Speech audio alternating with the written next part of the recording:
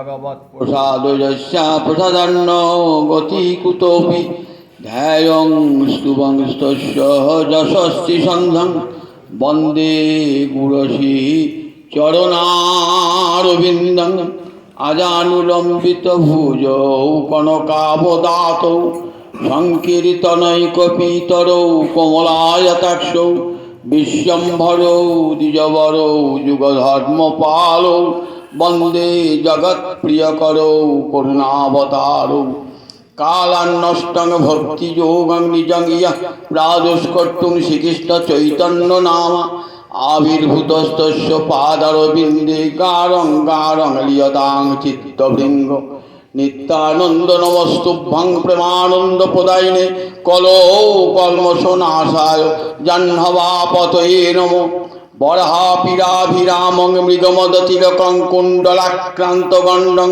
কঞ্জাক্ষং কম্বুকণ্ঠং স্মিতশুভগমুখং সাধরেণ স্তবেনু শ্যামং শান্তং ত্রিভঙ্গং রবিকরবসনং ভূষিতং বৈজয়ন্তা বন্দে বৃন্দাবনস্থং যুবতী শতপ্রীতং ব্রহ্ম গোপালবীশং মহাভাবস্বরূপাতং কৃষ্ণ প্রিয়া বরিয়সী প্রেম ভক্তি প্রদে দেবী রাধিকে তাং নমাম্যহং বৃন্দাবৈ তুলসী দেব্যৈ প্রিয়া বৈ কেশবস্য চ কৃষ্ণ ভক্তি প্রদে দেবী সত্যবত্যৈ নমো নমঃ বাঞ্ছাকল্পতরুভ্যশ্চ কৃপা সিন্ধুভ্যৈব চ পতিতানাং পাবনেভ্যো বৈষ্ণবেভ্যো নমো নমঃ তুলসী কাননং ইয়ত্র পদ্ম ইয়ত্র পদ্ম বনানি চ পুরাণ পঠনং ইয়ত্র তত্র সন্নিহিত হরি জয় রূপ সনাতন ভট্ট রঘুনাথ শ্রীজীব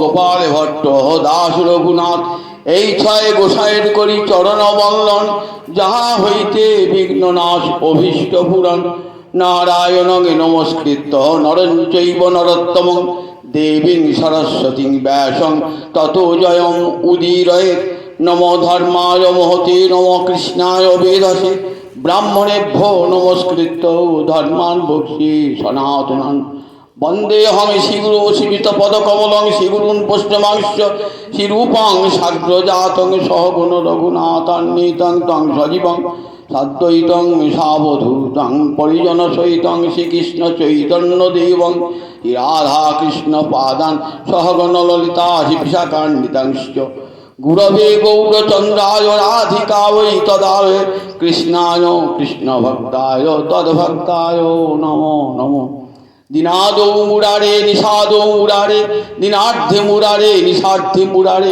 দিনান্তে মুরারে নিশান্তে মুরারে তমেক গতির্নস্তমেক গতির্ন অনর্পিত সরিচিরাতে করুণয়াবতীর্ণ কলৌ সমর্পয়তুমুন্নত উজ্জ্বল রসাঙ্গে সভক্তি শ্রিয়ং হরিপুরট সুন্দর দুতি কদম্ব সন্দীপিত তদা হৃদয় কান্দরে সুরদু বসচি নন্দন অদ্বৈত প্রকৃতিকৃত নর হরিপৃষ্ট স্বরূপ প্রিয় নিত্যানন্দ সর্ব সনাতন গতি শিরূপহিত কেতন লক্ষ্মী প্রাণপতি গদাধর রসোল্লাসী জগন্নাথ ভূ সাঙ্গপাঙ্গু সপার্ষদ সদয়তাং দেব শচীনন্দন সংসার সিন্ধু তরণে হৃদয়ং যদি স্যাৎ সংকীর্তনামৃত রসে রমতে মনস্যেৎ প্রেমাম্বুধৌ বিহরণে যদি চিত্তবৃত্তি চৈতন্য চন্দ্র চরণে শরণাং প্রয়াতু হরে কৃষ্ণ কৃষ্ণ কৃষ্ণ হরে হরে হরে রাম রাম রাম হরে হরে নিগম কল্পতরে গলিতং ফলং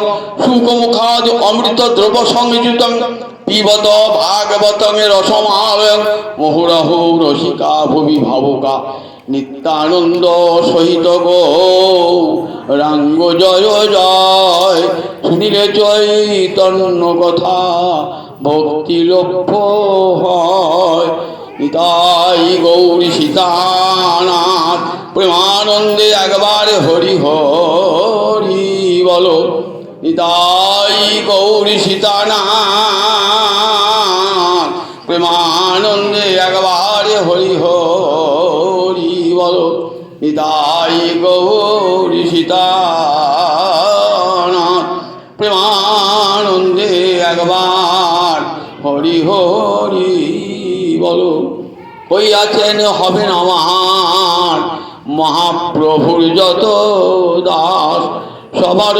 চরণ বন্দি দন্তে করি ঘাস ভজ শ্রীকৃষ্ণ চৈতন্য প্রভু নিত্যানন্দ শ্রী অদ্বৈত গদাধর শিবাসাদি গৌরী ভক্ত জনিতাই জনিত।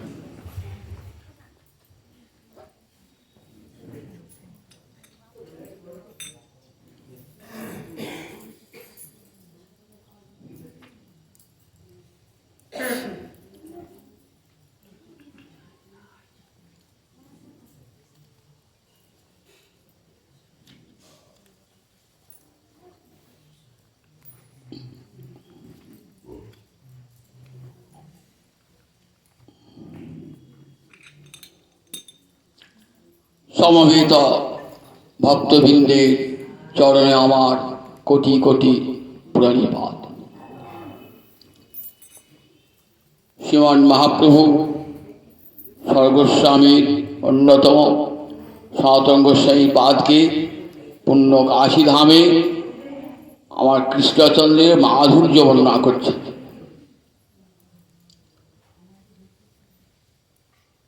ভক্তি অসমৃত সিন্ধুতে রূপ গোস্বামী পাদ গোবিন্দের ৬৪ গুণের কথা বললেন।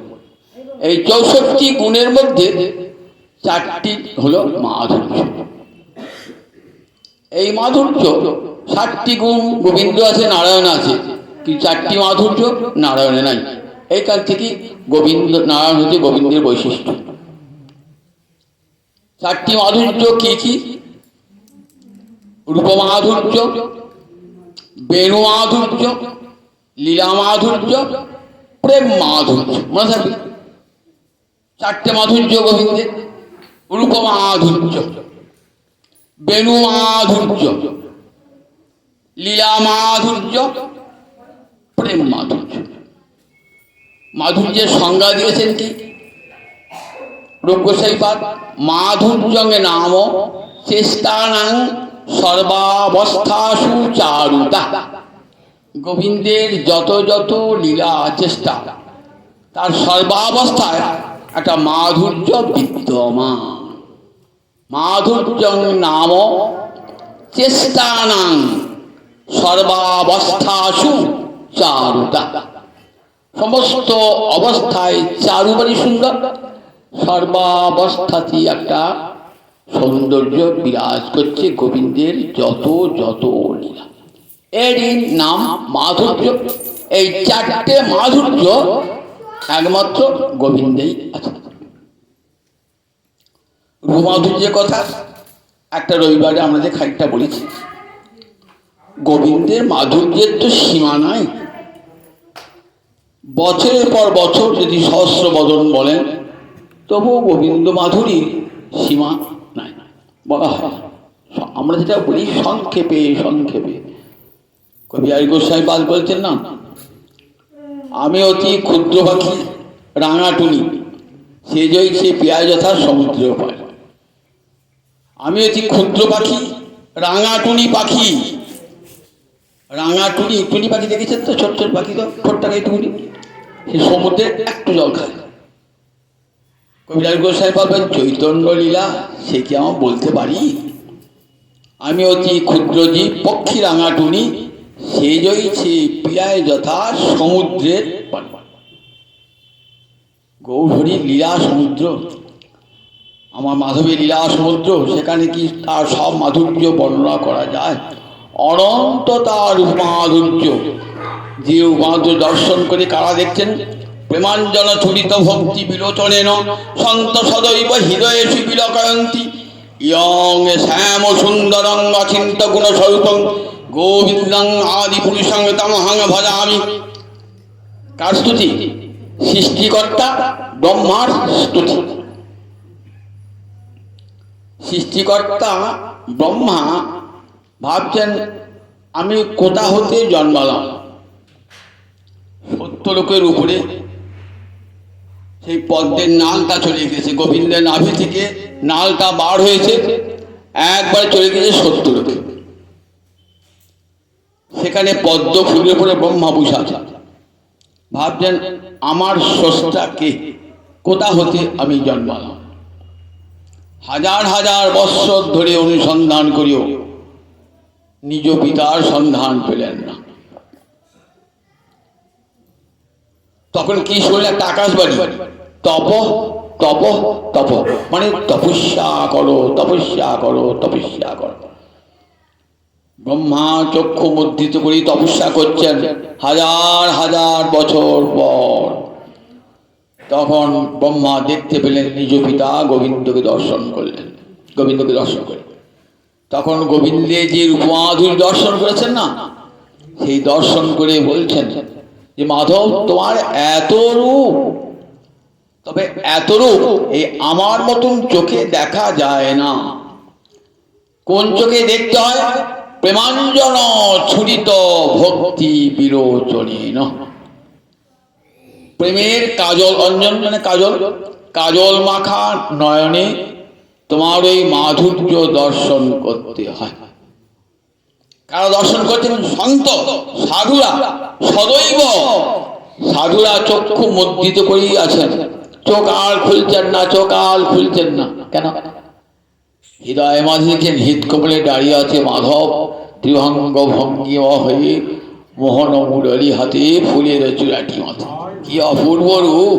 সেই রূপ দেখে আর বাইরের জগতে কাউকে দেখতে ইচ্ছা করছে না। আর কাকে দেখবে? জগতে এত মাধুর্য। তাই বলছেন প্রেমাঞ্জন ছুরিত ভক্তি বিলোচনেন। বিলোচন বিশিষ্ট লোচন, বিলোচন মানে লোচন মানে চক্ষু, একটা বিপসর্গ আছে, তারপরে বিলোচন মানে বিশিষ্ট লোচন। আমরা যে চোখটা দেখি এই চোখটা দিয়ে জগতের রূপ দেখা যায়, আর গোবিন্দকে বিলোচন চায়, গুরুদেবের দেওয়া বিশিষ্ট লোচন, যে লোচন দিয়ে গোবিন্দকে দর্শন। গুরুদেব দীক্ষা দিয়ে কানে প্রেমের কাজল মাখিয়ে দেন শিষ্যের, যাতে গোবিন্দের রূপমাধুরী আস্বাদিত হয়। তাই প্রেমাঞ্জন ছুরিত ভক্তি বিলোচন সন্ত সদৈব, সদৈব সব সময়ে দেখছেন তারা এই রূপে আত্মহারা তারা। বিলোকয়ন্তী, লোকয়ন্তী বলেন, বিলোকয়ন্তী একটা বিপসর্গ দিলেন। বিশেষ দৃষ্টি দিয়ে যখন কাউকে দেখতে খুব ভালো লাগে, দেখবেন দেখেই যাচ্ছি, দেখেই যাচ্ছি, দেখেই যাচ্ছি, দেখেই যাচ্ছি, চোখ আর ফেরাতে হচ্ছে। সাধু দেখছেন তো গোবিন্দকে, দেখেই যাচ্ছেন, দেখেই যাচ্ছেন। বিলোকয়ন্তী ইয়ং শ্যাম সুন্দর অচিন্ত গুণ স্বরূপম। তোমার গুণ, তোমার স্বরূপ কেউ চিন্তা করতে পারে না প্রভু। অচিন্ত গুণ স্বরূপ গোবিন্দ আদি পুরুষং তমহং ভজামি। হে গোবিন্দ, তুমি আদি পুরুষ, আমি তোমার ভজনা করি। সেই গোবিন্দ রূপের মহিমা বর্ণনা করছেন কে? গৌরহরি, যিনি নিজে স্বয়ং ভগবান কৃষ্ণ। তিনি আজ ভক্তের ভূমিকায় থেকে গোবিন্দ রূপের মাধুরী বর্ণনা করছেন। কার কাছে? সনাতন গোস্বামী পাদ। সনাতন গোস্বামী পাদ শুনছেন, যেমন বক্তা তেমনি শ্রোতা, উভয় হচ্ছে সমান হতে হবে, তো তবে তো আনন্দ আস্বাদন হবে। স্বয়ং ভগবান বক্তা আর শ্রোতা দেখুন ব্রজের এক মঞ্জরি, লবঙ্গ মঞ্জরি, রাধারানীর প্রিয় সখী আজ সনাতন গোস্বামী রূপে আবির্ভূত হয়েছেন। রাধায় যখন গোবিন্দকে দর্শন করেন, সখী মঞ্জরি দর্শন করেন, তো দেখে নয়ন ফিরাতে পারে না, এমন রূপ ফিরাতে পারেন না। অততি যদ ভবানন্দি কাননং ত্রুটির যুগায়তে তাম অপশ্যতাং কুটিল কুন্তলং শ্রীমুখঞ্চতে জড় অধিকশতাং প্রকৃতি দৃশাং। গোপী গীতিতে ব্রজবালারা বলছেন গোবিন্দকে পাওয়ার পর, অততি যদ ভবান অন্নি কাননং। অন্নি মানে সংস্কৃত অহ মানে দিন, সপ্তমী এক বছর অন্নি। অততি মানে ভ্রমণ করা। যখন তুমি কাননং, কাননে অততি, যখন বনে বনে ঘুরে বেড়াও, ধেনুবৎস নিয়ে ঘুরে ঘুরে বেড়াও। অটতি যৎ ভবান অহ্নি কাননং। আমরা তোমাকে দেখতে পাই না, তো তুমি তো গরু চড়াতে যাও, আমরা তো দেখতে পাই না। তখন আমরা গৃহে বসে আলোচনা করি তোমার কথা। ত্রুটি যুগায়তে তাম অপশ্যতাং। অপশ্যতাং তোমাকে দেখতে না পেয়ে। ত্রুটি মানে এটা ক্ষণকাল, সামান্য একটু সময়, কয়েক মিনিট পর দেখতে না পেয়ে কি মনে হয়? যুগায়তে, একটা যুগ তোমাকে দেখি নাই। দেখেছেন তো? একটি যুগ তোমাকে দেখি নাই। ত্রুটির যুগায়তে তাম মানে তোমাকে অপশ্যতাম দেখতে না পেয়ে। ত্রুটি যুগায়তে, ত্রুটি মানে ক্ষণকাল, যুগায়তে একটা যুগ বলিয়ে মনে হয়।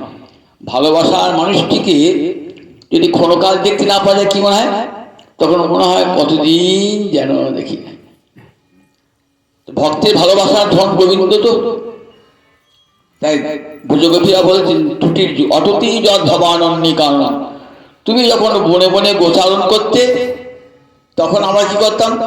গোবিন্দ রূপ দেখতে পাচ্ছেন না তো, তা মনে হচ্ছে বাবা কতক্ষণ গিয়েছেন, কতক্ষণ গিয়েছেন, কখন আসবেন, কখন আসবেন, কখন দেখবো, কখন সন্ধ্যা হবে, কখন আমরা অট্টালিকা চড়ে গোবিন্দের বদন দর্শন করবো, সেই ধুলি মাখা বদন দর্শন করবো। অটতি যৎ ভবান অহ্নি কাননং। ত্রুটির যুগায়তে তাম অপশ্যতাং, তোমাকে দেখতে না পেয়ে। তখন আমরা কি করতাম জানো? কুটিল কুন্তলং শ্রীমুখঞ্চতে। তোমার মুখখানা কেমন? শ্রীমুখ, শ্রীবদন বললেন, সৌন্দর্য মাখা বদন তো, তাই শ্রীবদন, শ্রীমুখঞ্চ। কুটিল কুন্তলং, কুন্তল মানে কি? চুল। কুটিল মানে কোকড়ানো। গোবিন্দের চুলগুলো কেমন? কোকড়ানো কোকড়ানো চুল, অপূর্ব সুন্দর মুখখানা, আর চুল সব কোকড়ানো কোকড়ানো চুল। কুটিল কুন্তলং শ্রীমুখঞ্চতে। জড়, আমরা উপরে ঊর্ধ্বকে চেয়েছি তো উদিক শতাং, উদিক শতাং, জড় উদিক শতাং। তখন কি হতাম? পক্ষ্মকৃত দিশাং। পক্ষ মানে এই চোখের লোম পাতাটা পড়ছে না, ওকে বলে পক্ষ, চোখের পাতাকে। তখন পক্ষ্মকৃত অর্থাৎ যে এই চোখের পাতাটা সৃষ্টি করেছে, পক্ষ্মকৃত কে সৃষ্টি করেছে? ব্রহ্মা সৃষ্টি করেছে। সৃষ্টিকার তো জড় অধিক শতাং। আমি বলতাম, আমরা তখন কি বলতাম? ব্রহ্মা তুমি জড়, তুমি যজ্ঞ সৃষ্টি জানো না। বিধি জড় তপোধন, বিধি জড় তপোধন, রসশূন্য তাহার মন, নাহি জানে যজ্ঞ সৃজন। না দিলে লক্ষ কোটি, সবে মাত্র দিলে দুটি, তাহে দিলে নিমেষ আচ্ছাদন। বিধি জড় তপোধন। ও বিধাতা, তোমার প্রাণ ছিল না, তোমার প্রাণ ছিল না, তুই জড় বস্তু নয়। জড়টাকে বলে প্রাণ থাকে না।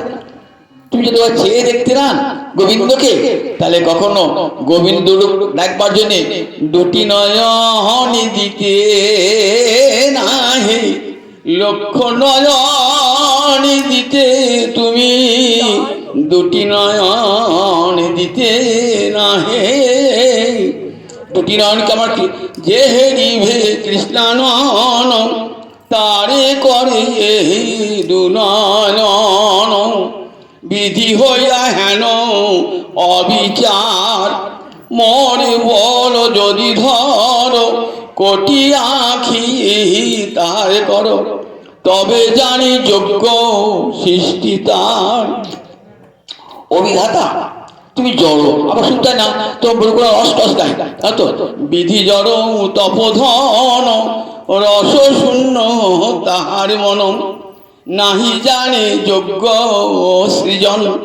তুমি ভালো সৃষ্টি করতে পারো না, তোমাকে লোকে সৃষ্টি করতে পারতে পারে, তুমি জড়। জগতে রূপ দেখবার জন্য দুটো না, ইন্দ্রের 1000 চোখ দিয়েছো, কি হবে? ইন্দ্রের চোখ দিয়ে কি দেখবে? জগতের রূপ দেখবে। তাকে 1000 চোখ দিলে, আর আমরা গোবিন্দ দর্শক আমাদের 2 মাত্র চোখ দিলে। আবার তাহে দিলে নিমেষ আচ্ছাদন, আবার তাহে দিলে নিমেষ আচ্ছাদন, আবার নিমেষ দিয়ে চোখের পলক দিয়েছে। বিধি জড় তপোধন, রস শূন্য তাহার মন, নাহি জানে যজ্ঞ সৃজন। নাহি দিলে লক্ষ কোটি, সবে মাত্র দিলে দুটি, তাহে দিলে নিমেষ আচ্ছাদন। তখন বিধাতা কি করতেন? তখন বিধাতাকে গোপীরা কি করতেন? কুরুক্ষেত্রে কৃষ্ণ হচ্ছেন না, শুক্ল বলছে মহারাজ ওই যে দূর থেকে গোপীরা দেখছে তো কৃষ্ণকে, আর কি করছে জানো? বিধাতারং স্বপনমতি। তালবর্ষ পদ সপ্তমাস অভিশাপ দিচ্ছে। তালবর্ষ পদ দন্তে নয় বহু বছর তাকে বিধাতারং, বিধাতাকে অভিশাপ দিচ্ছে। নারীরা কাউকে সাধারণত অভিশাপ দেয় না, কোমল চিত্ত তো, খুব রেগে গেলে তারা অভিশাপ দেয়, তখন আর ধৈর্য ধরতে পারে না। তা কাকে অভিশাপটা দিচ্ছে? সৃষ্টিকর্তা বিধাতাকে অভিশাপটা দিচ্ছে। কেন? কেন চোখের পলক দিয়ে? ঠাকুর আমরা কতদিন কৃষ্ণ দেখি না, আমি অপলকে কৃষ্ণ দর্শন করব। দুটো নয়ন দিয়েছ, তাতে পলক দিয়েছ, অভিশাপ। বিধাতারং স্বপনমতি, বিধাতাকে অভিশাপ দিচ্ছেন তারা। এত রূপ অঙ্গি উপাঙ্গি কৃষ্ণের যত কলিলা, সর্বোত্তম নরলীলা নরবপু তাহার সর। কি অপূর্ব মানুষ ঠাকুর আমার, অপূর্ব মানুষ হয়েও মানুষ নন। পরব্রহ্ম শ্রীহরি সচ্চিদানন্দময়, সচ্চিত আনন্দ তিনটি উপাদান দিয়ে তার গলা। অঙ্গে উপাঙ্গে অনন্ত মাধুর্য মাধবে, অনন্ত মাধুর্য, অনন্ত মাধুর্য। রাধানী যমুনায় জল আনতে গিয়ে কি দেখেছেন? যমুনায় জল আনতে গিয়ে গোবিন্দ দর্শন করেছেন। সখীকে বলছেন দেখিলাম তারে শৈব, দেখিলাম তারে একই রঙ্গে এতই রূপ নয়নে না ধরে। রাধানী তুই তো গোবিন্দ দর্শন করেছিস, কেমন সে গোবিন্দ একবার বললাম।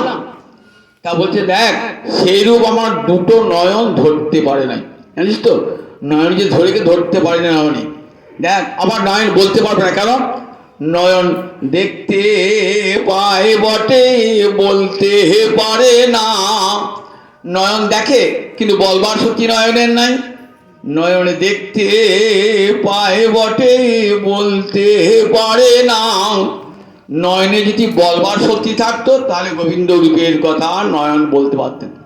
আবার বদন, বদন বলতে পারে বটে, দেখতে পায় না। বদন বলতে পারে বটে, দেখতে পায় না। বদন বলতে পারে কিন্তু দেখতে পায় না।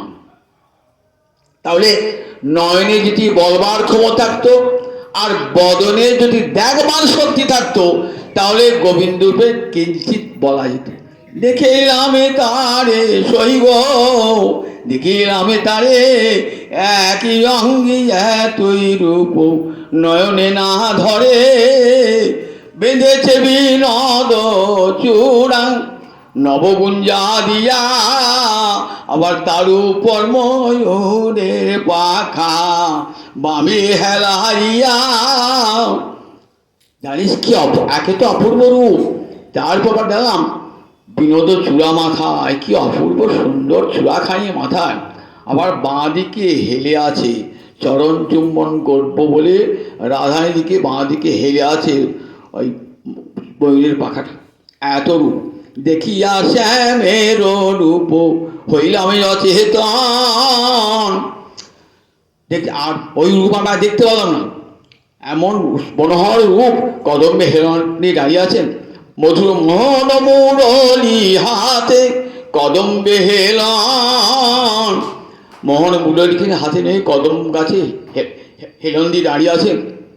দেখিয়া শ্যামের রূপ হইলাম অচেতন। কি করে বলবো সেই রূপের কথা? বলবার শক্তি আমার নাই, বলবার শক্তি আমি নাই। জানিস ওই রূপের সাগর, জানিস রূপের সাগর আমার দুটো চোখ ডুবে গেল, দুটো চোখ ডুবে গেল। চোখ যদি দুটো ডুবে যায় তাহলে কেমন করে বলবো বল? রূপের সাগরে আঁখি ডুবিয়া রহিল, রূপের সাগরে আমার দুটো চোখ ডুবে গেল। আমি কেমন করে বলবো সেই রূপের কথা? কি অপরূপ জানিস তো সখী। দেখ বিদ্যাপতি একটা সুন্দর পদ্য আছে, কিরকম বিরোধাভাস অলঙ্কার। জানিস সখী, দেখুন এক অপরূপ শুনইতে মানবী স্বপন স্বরূপ। শোন সখী, আমি আজ যমুনায় জল দেখতে যমুনায় জল আনতে কিনে অপরূপ রূপ দেখলাম। তোকে যে বলি না, তুই ভাবছিস স্বপ্নে দেখছিস। দেখ সখী ললিতা, স্বপ্ন তো ঘুমিয়ে দেখা হয়, যে জেগে জেগে স্বপ্ন দেখা হয়, কিন্তু তোর মনে হবে যে আমি স্বপ্ন দেখেছি।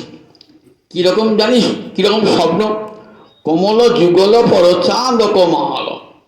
কমল যুগল পর বলছে দুটো দুটো পদ্মের উপরে চাঁদের মালা। দুটো পদ্মের উপর চাঁদের মালা। পদ্মের সঙ্গে চাঁদের বিরোধ।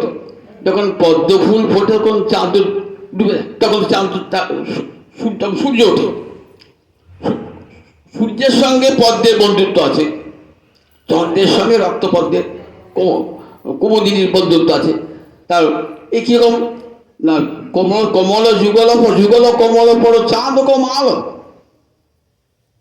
কমল যুগল পর মানে মানে দুটি চরণের উপরে, গোবিন্দের দুটি চরণের দুটি কমল।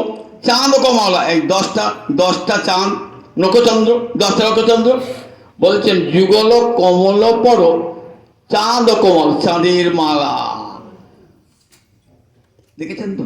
পদ্ম ফুলের উপরে চাঁদের মালা, পদ্ম ফুলের সঙ্গে চাঁদের বিরোধিতা। পদ্ম ফুল যখন সূর্য ওঠে চন্দ্র থাকে না, তাহলে যুগল কমল পর চাঁদ কমাল। আবার দেখ, তারপর উপজিল তরুণতমাল। আবার কমলের উপর যাই বুঝাইছি একটা তমাল গাছ, ওই তরুণতমাল। তারপর উপজল তরুণতমাল। তারপর তার তমাল বৃক্ষ হয়েছে। আবার জানিস, তমালে বের হলো বিজয়ী লতা, কালিন্দী তীর ধরি ধীর চলি যাতা। আরে গাছ আবার চলে, গাছ চলে, গাছে বিদ্যুৎ জড়িয়ে থাকে গাছে, কিন্তু দেখলাম তমাল গাছে বিদ্যুৎ জড়ানো। আবার গাছ আবার চলে যাচ্ছে, কালিন্দী তীর ধরি ধীরে ধীরে ধীরে চলে যাতা। কালিন্দীর তীর ধরে ধরে চলে যাচ্ছে। আবার তারপরও শাখা পড়ো সুধা করো পাঁতি। আবার দেখছি গাছের দুটো শাখা, তাতে সুধা করো পাঁতি, তাতে অসংখ্য চন্দ্র, হাতে অসংখ্য চন্দ্র রয়েছে। দেখুন কেমন বর্ণনা, বিদ্যাপতি কেমন বর্ণনা দিচ্ছেন। আর রাধারানী দেখতে হবে স্বপন সব, এটা স্বপ্ন বলে মনে হবে। এমন গোবিন্দ দুটো পদ্ম ফুলের উপরে চাঁদের মালা, তার উপরে তরুণ তমাল। আবার সেই তরুণ তমালে আবার বিজয়ী লতা জড়িয়ে আছে। আবার তমাল গাছটা কালিন্দী যমুনার তীর ধরে ধরে চলে চলে চলে যাচ্ছে। দেখুন এখন গাছ আবার চলতে পারে, গাছ চলছে। জানিস দেখে এলাম। তুই বলবি রাধারানী তুই স্বপ্ন দেখেছিস? স্বপ্ন নয় রে, সত্যি দেখে এলাম। আবার গেলাম, তারপর আবার কি দেখলাম জানিস? যুগল বিম্ব ফল, বিমল যুগ্ম ফল, নির্মল প্রকাশ। আবার দেখলাম এই দুটো ঠোঁট কেমন বিম্ব ফলের মতো দুটো ঠোঁট। আবার তারপরে কি আছে? তারপর থির করু কির বাস, সুখ পাখি বাসা করেছে। তারপর স্থির হয়েছে, নাকটা স্থির, সুখ পাখির মতো বাস করে আছে। তার উপরে চঞ্চল খঞ্জন জোর। তারপরে দুটো খঞ্জন পাখি, চোখ খঞ্জন পাখির মতো নাচছে। তারপরে কি আছে? তারপরও সাপিনী, ঝাঁপড়ো মোড়। আবার গোবিন্দের চুলগুলো কেমন না কুটিল কুন্তল, কোঁকড়ানো মোচানে কেউ একটু সাপ বেরিয়ে আছে। আবার তাকে ঢাকা দিয়েছে কে? তারপরও ঝাঁপ হলো মোর, ময়ূরের পাখা তাকে ঢাকা দিয়েছে। দেখুন একবার কেমন বিরোধাভাস অলঙ্কার, কেমন সুন্দর রূপটি বর্ণনা করছেন বিদ্যাপতি। রাধারী ললিতার কাছে এমনি করে গোবিন্দের রূপের বর্ণনা দিচ্ছেন, অপরূপ রূপ। আমি কি রূপ হেরিল মধুর মূরতি, প্রীতির সেরসার, হেল লয় মনে যে তিন ভুবনে, তুলনা নাহি কোতার। বড় বিনোদিয়া চূড়ার টালনি, কপালে চন্দন চাঁদ। কেমন রূপ গোবিন্দা, যিনি বিধু বড়, বদন সুন্দর, ভুবন মোহন ফান। বড় বিনোদিয়া চূড়ার টালনি, এমন চূড়াখানি এমন করে বেঁকে আছে না বাম দিকে, কি সুন্দর লাগছে, অপূর্ব রূপ। বড় বিনোদিয়া চূড়ার ওলাই, কপালে চন্দন ও চাঁদ, কপালে কপালে একটা তিলক রয়েছে, ঠিক যেন চন্দন চাঁদ ফুটে রয়েছে। যিনি বিধু বড় বদন সুন্দর, মুখখানে কেমন জানিস?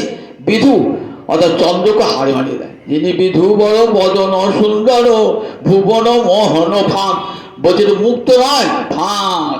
ফাঁদে কি পড়ে? ফাঁদে মৃগী পড়ে, হরিণী পড়ে, আর যত ভোজগোপীরূপ মৃগী ওই ফাঁদে পড়ে যাবে গোবিন্দের বদন দর্শন করে। দেখেছেন তো? এখানে কবিরাজ গোস্বামী পাল বলছেন,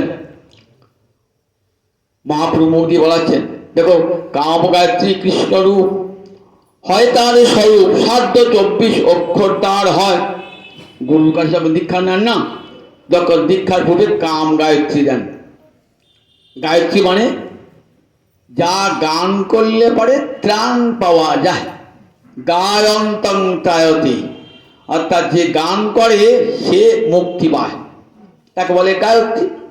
এই কাম গায়ত্রী যারাই কৃষ্ণ ভক্ত গুরুর কাছে দীক্ষা পেয়েছেন, দীক্ষার পূর্বেতেই তাকে কাম গায়ত্রী দেন। কৃষ্ণ মন্ত্রের নাম কাম বীজ, আর গায়ত্রীর নাম কাম গায়ত্রী। অর্থাৎ যে গায়ত্রী মন্ত্র ধ্যান করলে পারে, জপ করলে পারে কৃষ্ণ কামনার উদয় হবে হৃদয়, তাকে বলে কাম গায়ত্রী। এই কাম গায়ত্রীতে দেখবেন অক্ষর গুণে গেলে কি আছে না 25টা বর্ণ আছে, কিন্তু কবিরাজ গোস্বামী বলছেন সার্ধ 24 অক্ষর তার হয়, 24.5টা অক্ষর তার হয়। 24.5 অক্ষর, এই 24.5 অক্ষর কৃষ্ণাঙ্গে 24.5টা চন্দ্র। বিশ্বনাথ চক্রবর্তী ভাগবতের প্রসিদ্ধ টিকাকার তিনি ভাবছেন যে 24.5টা কামগাত্রী বীজ বলতো গুনতে গুনতে গুনতে গুনতে 25টা, তার সাড়ে তাইলে গুনতে 24.5টা কি করে? ভাবছেন এত বড় পণ্ডিত, সংস্কৃত বর্ণমালায় তো অর্ধ অক্ষর বলে কিছু নাই, তাহলে সাড়ে হরি করে মনে ভাবছেন। হত্যা তাহলে কবিরাজ হয়তো ভুল লিখবেন না, কবিরাজ কখনো ভুল লিখতে পারেন না, এত বড় পণ্ডিত, তাহলে অর্থ বুঝতে পারছি না কেন? যখনই কোনো অর্থ বুঝতে পারতেন না তখন বিশ্বচক্রা রাধাকুণ্ডের তীরে হত্যা দিয়ে পড়ে থাকতেন। রাধারানী তুমি কৃপা করে বলে দাও, তুমি তো সাক্ষাৎ সরস্বতী, তোমার অংশ, সরস্বতী লক্ষ্মী সব তোমার অংশ, তুমি কৃপা করে বলে দাও এই 24.5 অক্ষর ব্যাংশ আমি করতে পারছি না। কাম গায়ত্রী মন্ত্রে 25টা অক্ষর, 24.5টা কি করে হলো? রাধারানী স্বপ্নে দেখা দেন 3 দিন হত্যা দেওয়ার পর রাধাকুণ্ডের তীরে সঙ্গে রাধারানী এসেছেন একেবারে সরস্বতীর মূর্তি ধারণ করে। বলে শোনো চক্রবর্তী পাদ, হরিবল্লভ নাম ছিল, হরিবল্লভ, হরিবল্লভ ওঠো। অন্ত্যস্তয়ের পর যদি বি থাকে তাহলে সেই অন্ত্যস্ত হয় অর্ধক্ষর। প্রমাণ বললেন বর্ণাগম ভাস্বত বলে এক শাস্ত্রগ্রন্থ আছে, দেখে নেবে, তাতেই প্রমাণটা আছে। সকালে উঠেছেন, তাহলে হ্যাঁ 29 পরে বিকাল ওইটি অর্ধাক্ষর, কিন্তু প্রমাণ না দিলে পণ্ডিতে বিশ্বাস করবে না, প্রমাণ চাই। বর্ণাগম ভাস্বত বই কোথায় পাবো? সেই বই কোথায়? বিশ্বাস থেকে যমুনা থেকে বসে আছেন, যদি বা রাধারানী আদেশ শুনলাম, লোকে বলবে ও মিছে করে বলছে, ভণ্ডামি করে বলছে। প্রমাণ দেখাতে হবে তোমাকে, পণ্ডিত লোক তো প্রমাণ দেখাতে হবে, শাস্ত্রে প্রমাণ দেখাও। যমতেস্তকে এখানে অর্ধাক্ষর বলা হয়েছে। যমুনা থেকে বসে আছেন তো দেখছেন কতগুলো পুকুরে করা কি যে ভেসে ভেসে যাচ্ছে, যমুনা জলে সব দিয়ে তুলে দিয়েছেন। অসংখ্য পুরনো গ্রন্থের মধ্যে একটা গ্রন্থ যে বর্ণাগম ভাষ্য, সে খুব আনন্দ। বর্ণা দেখি রাধারানী কত সত্যিকে দেখে একবার খুলে দেখছেন যে অন্ত্যেষ্টের পর বিকার থাকলে পারে এই অন্ত্যেষ্টের অর্থাৎ করা পেয়ে গেলে প্রমাণটা। খুব আনন্দ, জগৎবাসীকে শোনালেন দেখো রাধারানী প্রত্যাদেশ দিয়ে বলে গেছেন 24.5টি অক্ষর এই কাম গায়ত্রী মন্ত্রে 24.5টি অক্ষর আছে।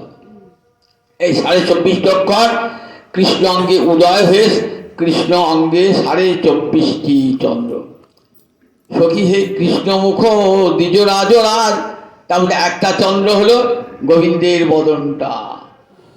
বসিব সিংহাসনে করে রাজ্য শাসনে, সঙ্গে করে চন্দ্রের সমাজ। 2 গণ্ড সুচিকণ যিনি মনি দর্পণ, সেই দুই পূর্ণ চন্দ্রমাণি, ললাটে অষ্টম ইন্দু, তাহাতে তিলক বিন্দু, সেহ এক পূর্ণ চন্দ্রমাণি। করনখ চাঁদের ঠাট, বংশী উপহরে করে নাট, তার গীতি মুরলীর তান। আবার পদনখ চন্দ্রগণ, তলে করে হে নর্তন, নুপুরের ধ্বনি তাহার গান।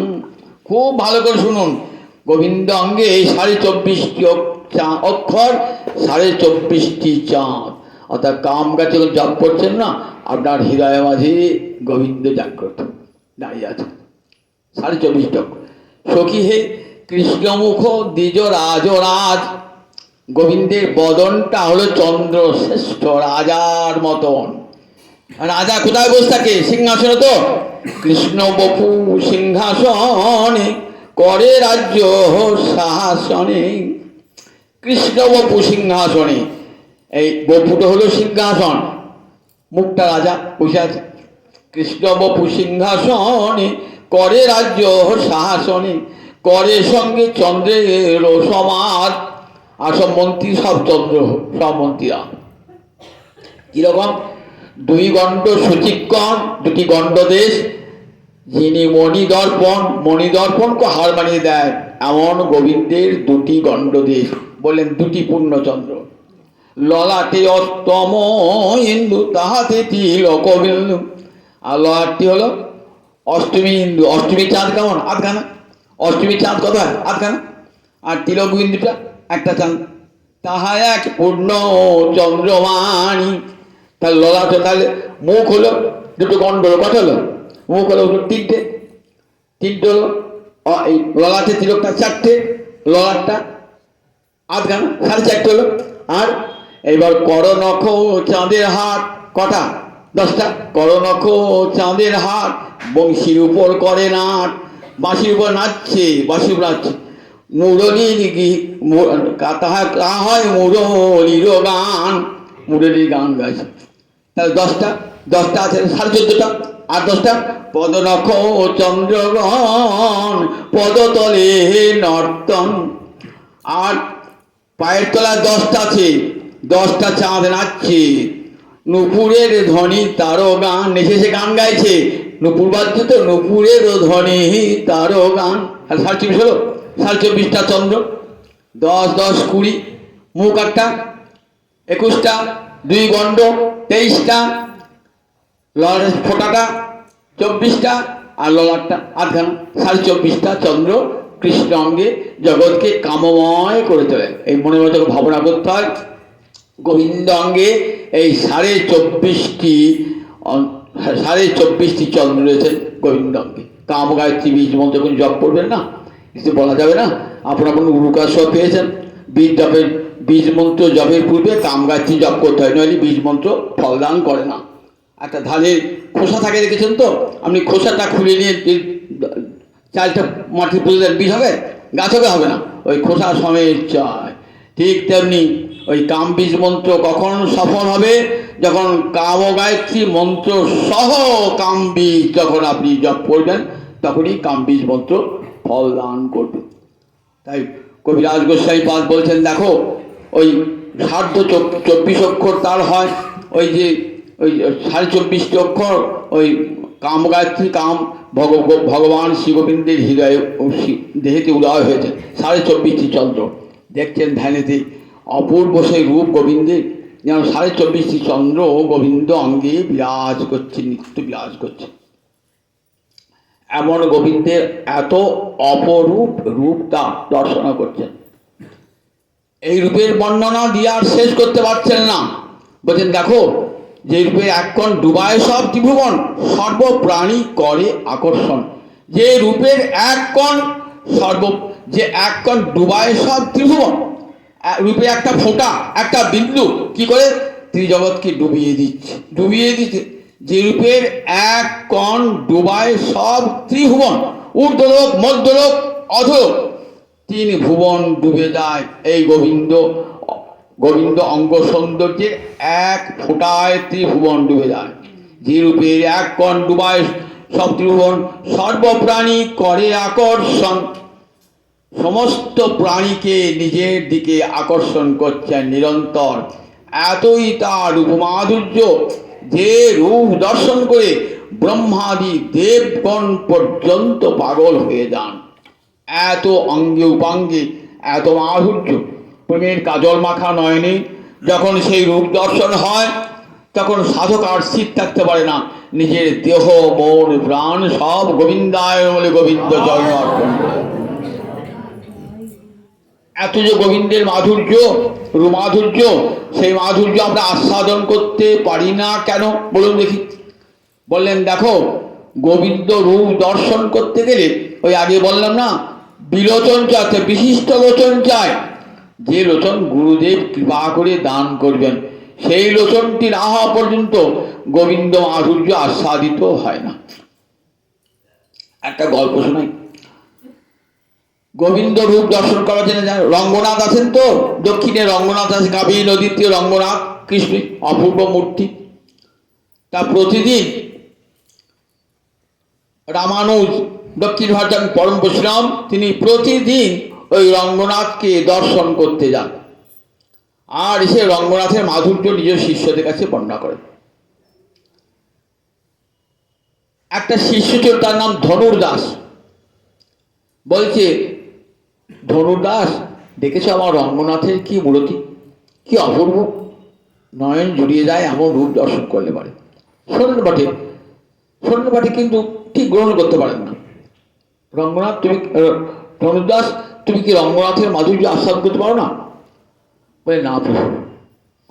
তা বললে, তোমাকে কাকে ভালো লাগে? তা বলে, আমি ভালোবাসি এক গণিকাকে, তার মুখটা খুব সুন্দর। বলে, ও তাই বুঝি? গুরুদেব বুঝতে পেরেছি। ঠিক আছে চলো, আজ আমি তোমাকে রঙ্গনাথ দেখাবো, আমার সঙ্গে ঠিক চলো। বলে, বেশ প্রভু। গুরুদেব আগে আগে চলেছেন কৃপা শক্তি দান করতে করতে, পশ্চাতে যাচ্ছেন ধনুর্দাস আর তার পিছনে যাচ্ছেন তার গণিকাঠি। ঠিক রঙ্গনাথের মন্দির করে পৌঁছিয়েছেন না, অয়ের ধনুর্দাস ও পোষ্য রঙ্গনাথ। ধনুর্দাস, এইবার একবার তাকাও দেখি রঙ্গনাথের দিকে, তাকাও দেখি। তাকিয়েছেন তো, আর রঙ্গনাথ তো কথা বলতে পারছে না, সারঙ্গ থর কাঁপছে রূপ দর্শন করি। কোন এমন দর্শন হয় নাই। আজ গুরুদেব এমন কৃপা শক্তি সঞ্চার করেছেন না, পিছনে যে সুন্দরী গড়িকাঠি রয়েছে একবারও মুখ ফেরালেন না। জয় রঙ্গনাথ, আমার দেহ মন প্রাণ সব আজ তোমার চরণে অর্পণ করলাম। এই রঙ্গনাথ আর ফিরে এলেন না। গণিকার 100 টাকা ডাকি তো আর সাড়া দিলেন না, আর সংসারও ফিরে এলেন না। ওই রঙ্গনাথের চরণে নিজের দেহ মন প্রাণ সমর্পণ করলেন চিরকালের জন্য। তাই বলেন গোবিন্দ দর্শন, গোবিন্দ সমাধি তো হয় না সত্যিকারে। দেখবেন রূপ গোসাই পাল বলছেন, যদি বৃন্দাবনে গিয়ে কেশী তীর্থের উপকণ্ঠে যদি তোমাদের শ্রীহরি মূর্তি দর্শন করতে ইচ্ছা হয়, তাহলে দেখো না সহসা। কারণ যদি সংসারে ফিরে আসার মন থাকে তাহলে দেখো না, কেশী তীর্থের উপকারে হরিতনু আছে না, হরিতনু কৃষ্ণ বিগ্রহ, সেটা দেখো না। দেখলে আর সংসারে ফিরে আসতে হবে না। যদি বন্ধু সঙ্গে রঙ্গ করবার ইচ্ছা থাকে তাহলে ওই বৃন্দাবনে কেশী তীর্থের উপকণ্ঠে ওই হরিতনু যেন দেখো না। দেখলে পরে আর সংসারে ফিরে আসতে ইচ্ছা হবে। তাই দেখুন, আমরা কি সত্যিকারের গৌরহরিকে দর্শন করি? দেখুন, রাধা গোবিন্দমা রূপের সাগর, রাধারানী রূপের সাগর, দুটো মিলিত হয়েছে তো, দুটো মিলিত হয়ে গৌরহরি, রূপের মহাসাগর গৌরহরিকে দর্শন করছি। সেই দিকে তো সংসার করছি, কেমন কেমন সংসার করছি। গৌরহরি কাকে না দেখলেও কোনো খুশি করে নেই, দিনের পর দিন না দেখলেও কোনো ক্ষতি নেই। দিনের পর না দেখলেও একদিন না দেখে থাকতে পারি। যা যদি ভালোবাসতাম তাহলে একটা ক্ষণও তাকে না দেখে থাকতে পারতাম না। ত্রুটির যুগায়তে তাম অপশ্যতাম, কবিরাজন বলছেন, ত্রুটির যুগায়তে তাম অপশ্যতাম। তোমাকে না দেখলে আমাদের একটা ক্ষণকে এক যুগ বলে মনে হয়। আমাদের মনে হয়? আমাদের মনে হয় না। তাই এখানে বলা যায় যে গুরুদেবের প্রেমের দেওয়া, প্রেমের অঞ্জল মাখা কাজল মাখা নয়ন আমরা পাই নাই বলে আমার গোবিন্দ রূপের মাধুরী, কৃষ্ণ রূপের মাধুরী আস্বাদন করতে পারি না। সাধুরা ঋষিরা সাধু নিরন্তর দর্শন করছেন গোবিন্দ রূপ মাধুরী, তাই তারা সংসার আদি সব পরিত্যাগ করে বিভোর হয়ে গেছেন, যে সেখান থেকে আর নয়নটা সরে আসছে না। ধ্রুব যখন দর্শন করছেন না, গোবিন্দ রূপ হৃদয় মাঝে দর্শন করছেন না, তখন গোবিন্দ সে দাঁড়িয়েছেন। গোবিন্দ ভাবলে আমি তো ধ্রুবকে বর দিতেলাম, ধ্রুব তো তাকাচ্ছেই না আমার দিকে, তা বরটা দেবো কি? ধ্রুব তাকাচ্ছেন না কেন? ধ্রুব তো হৃদয় মাঝে গুরু কৃপা পেয়েছেন, তো হৃদয় মাঝে দর্শন করছেন শ্যাম সুন্দরকে নয়ন ভরে। সামনে গোবিন্দ দাঁড়িয়ে, সে গোবিন্দকার চোখ মিলে দেখছেন না, হৃদয় মাঝে যে গোবিন্দ দাঁড়িয়ে আছেন, হৃদ কমলে দাঁড়িয়ে আছেন, বিভোর চোখটা খুলতে ইচ্ছা করছে না। গোবিন্দ ভাই আচ্ছা বিস্পদে বললাম তো, এলাম ধ্রুবকে বর দিতে, ধ্রুব চোখ খুলছি আমাকে দেখছি না তো, আর বরটা দেবো কেমন করে? এক কাজ করি, ওর ভিতরে যে রূপটা আছে না ওটা সরিয়ে নিই। ভগবান কি করেন, ভিতরের রূপটা যেই সরিয়ে না, আর তো গোবিন্দ দেখতে পাচ্ছে না, তখন চোখটা খুলেছে, যেই চোখটা খুলেছেন তখন দেখছেন নয়নের সমক্ষে তার ধ্যানের ধন গোবিন্দ দাঁড়িয়ে রয়েছে।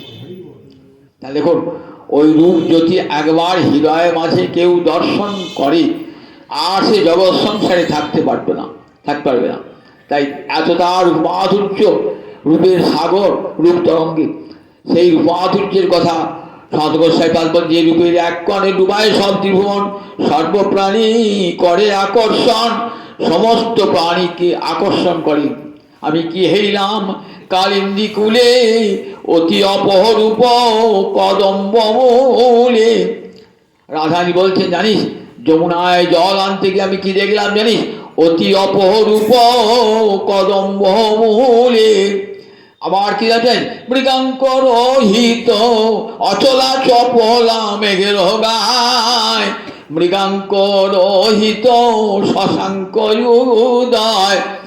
আমরা তো চাঁদের দিকে তাকাই, দেখবেন চাঁদের ভিতরে একটা কালো ছিদ্র থাকে, ওটা আমরা কি বলি? কলঙ্ক বলি, পাহাড় আছে বলি, কলঙ্ক বলি চাঁদের। তার ওকে মৃগাঙ্ক, ওটা হরিণের মধ্যে চিহ্ন থাকে, হরিণের সিংহের মধ্যে চিহ্ন থাকে। জানো আজ কি দেখলাম জানো? মৃগাঙ্ক রহিত শশাঙ্ক উদয়। শশাঙ্ক মানে চাঁদ, যেন চাঁদি উঠেছে আজি যমুনা কুলে নিবহুলে, চাঁদি উঠেছে। কেমন চাঁদ? 16 কলায় পূর্ণ হয়ে চাঁদ উঠেছে, 16 কলায় পূর্ণ হয়ে দেখলাম চাঁদ উঠেছে।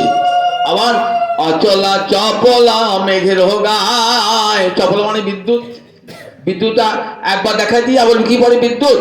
কিন্তু আমি দেখলাম সেই মেঘের গায়েতে, জানিস কেমন মেঘ জানিস? মেঘের গায়েতে বিদ্যুৎটা এমন লেগে রয়েছে না, সে নড়ছেড়া সরছে না, অচলা অচল হয়ে রয়েছে। অচলা চপলা মানে পীতাম্বর, গোবিন্দের অঙ্গে, গোবিন্দের কালো, যেমন কালো মেঘের মতো অঙ্গ তো, আর পীতাম্বরটা ঠিক বলছে বিদ্যুৎ, বিদ্যুৎ খেলছে। তাহলে অচলা চপলা মেঘের গায়, মৃগাঙ্ক রহিত শশাঙ্ক উদয়। আর কি দেখলাম জানিস? নাচিছে ময়ূর জলদ পরি, অলিকুল আছে চাঁদের ঘেরি। নাচিছে ময়ূর জলদ পরি, জল মেঘ, উপরে মেঘ দেখে, নিচে নাচে ময়ূররা। আচ্ছা কোনো কেউ লিখেছো মেঘের উপর ময়ূর নাচে? মেঘের নিচে তো নাচে।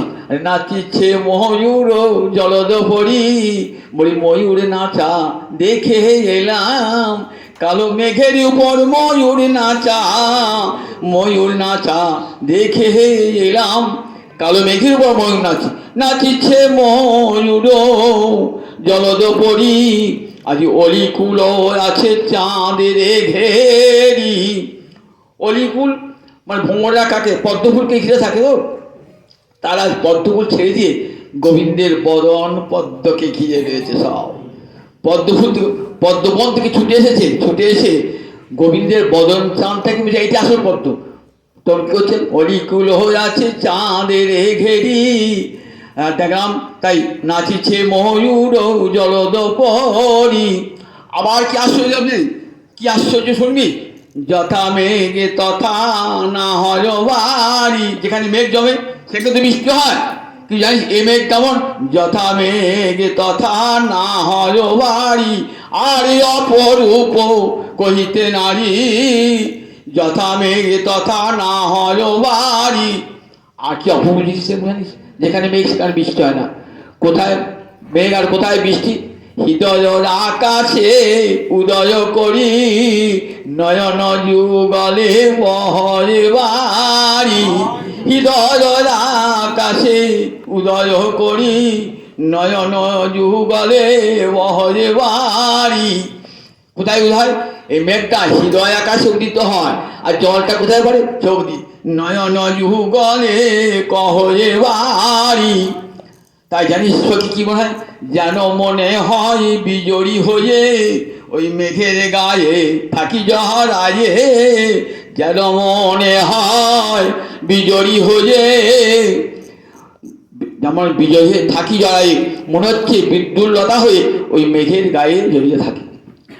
জ্ঞান কহে ধ্বনি না কহরান, যা কহ তুমি সাই সেই সে প্রমাণ। কবি জ্ঞানদাস, এই কাঁদার কবি জ্ঞানদাস, এত কাছি জ্ঞানদাস বলছেন, জ্ঞান কহে ধ্বনি না কহ আন, তোমার কথা মিথ্যা নয় রাধারানী, যা কহ ধ্বনি তাই সে প্রমাণ। তুমি যা বলো তাই হয়। একবার বামে গিয়ে দাঁড়াও, আমরা নয়ন ভরে যুগল হেরি, বামে গিয়ে দাঁড়াও, আমার নয়ন ভরে যুগল হেরি, বামে গিয়ে দাঁড়াও। একবার ধরি বামে গিয়ে দাঁড়াও, আমরা যুগল রূপ দর্শন করি, আমাদের দুটি চক্ষুকে ধন্য করি, সার্থক করি। জয় নিতাই, জয় নিতাই, জয় জয়।